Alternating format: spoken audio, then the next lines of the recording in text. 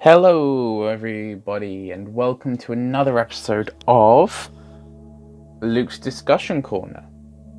This is the first episode of this little mini-series, and today we are going to be talking about religion, personal faith, and Christianity. Okay, so it's not gonna be some sort of like anti-Christian rant, you know. This is really just kind of me talking about why I changed faith and why I lost faith in Christianity. And so I hope it kind of sheds kind of a new opinion and a new light on this topic, you know. And I'm not going to be all like, oh, it says in the Bible that Christianity says that homosexuality is a sin. Oh, they're a load of idiots. I'm not saying that, you know, 'cause that's that whole argument, and I'm not going to get into that. What I'm getting into is a kind of personal opinion and beliefs and why I lost my faith in it. And there will be some general examples, but also some more personal ones. And so I suppose I want to kind of give like a timeline, I suppose, of kind of my Christian faithness. So it started off, I was atheist before, and I was kind of drawn in to kind of Christianity, and there's a lot of pulls to it. You know, it's a faith built on empathy and love, and there are good things about it. To give others, love thy neighbor as you love them. And all. So I look at that and I think, oh, it's brilliant. I want to get into it, and I went quite deep in that. I really tried to stick by the rules to avoid the 7 sins and live by the 7 virtues. And as a result of that, though, it started to affect the way I was living in a negative impact. There was certain things at that time, for instance, when I was in a relationship, that there was conflicts between my faith and what was happening. And because I stuck with faith, it then had a negative impact on what was happening. And I won't go into the details on that because that's a whole other story. But the idea is that certain things happened in sort of a cause and effect type of situation, where the cause was faith and the effect was negative. And so, I kind of spent a lot of my time as a Christian, in a way, questioning my faith. Not from the beginning, because I really kind of wanted to go, in a way, all in and that. And I would do the things, I'd pray and whatnot. But it kind of started to get to a point where I was like, I don't feel fulfilled by this. I don't feel like God is around me. I don't feel like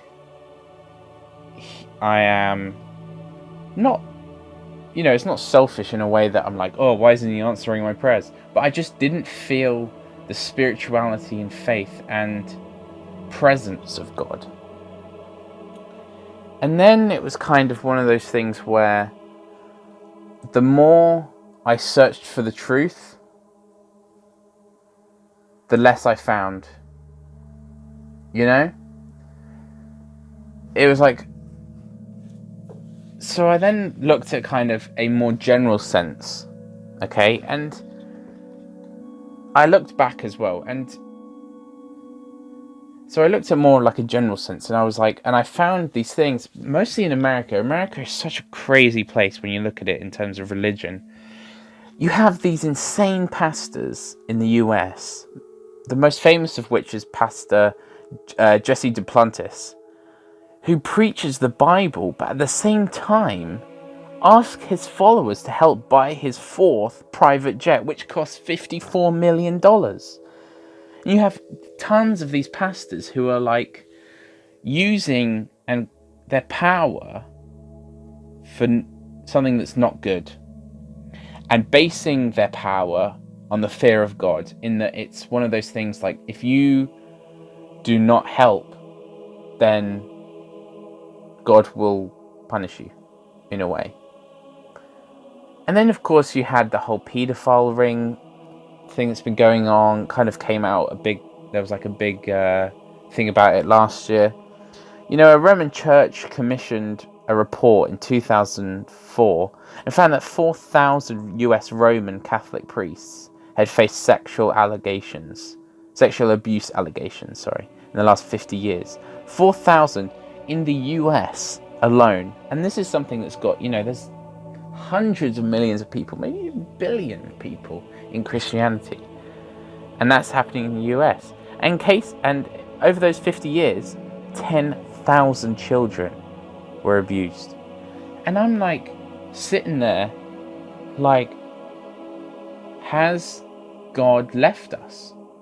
Because we've got these people who are supposed to be the voice of God, who preach love, who preach chastity and charity, and yet they're being greedy and lustful, And I was looking at this and I was thinking, this isn't Christianity.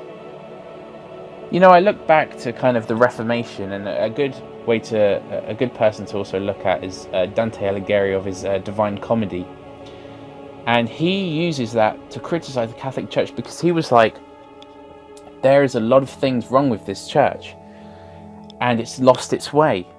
And of course in the late 1500s, when Christianity split into different forms, the most famous of which was Protestantism, this happened because people began to see that the Catholic Church was losing its way. The church would sell tickets of indulgences for sins. People could buy their way into heaven, and they were printing censorship and all sorts and it was kind of this kind of autocratic state in a way. And it's like, people at that point were like, this is not what we signed up for. The original things that Jesus preached, and the things that were preached as well in the Old Testament, it's lost its way, and it's been corrupted by people in very high places of power. And then I see, the people who post about it, people who post Bible verses and stuff, and it's almost as if this kind of, because of social media, and because Christianity is quite an outward religion, people have to kind of self-validate their own faith. You see people posting Bible verses and you're like, why? Do you need to show everyone that you're a Christian? Since when was religion such an outward thing that I have to show people and prove to them my own faith? Why isn't this an individual journey, an individual self-discovery of faith, and an individual maintenance of faith? Since when do I feel like I have to prove myself to others? And also, the other side of that, receiving that, because I believe faith is a very individual journey, why do we have people who were trying to preach it to us, who were trying to force us, in a way, into it by posting Bible verses and preaching to us and doing all these things to try and get you involved in Christianity? It's like, once again, I feel that Christianity has swayed off of its path.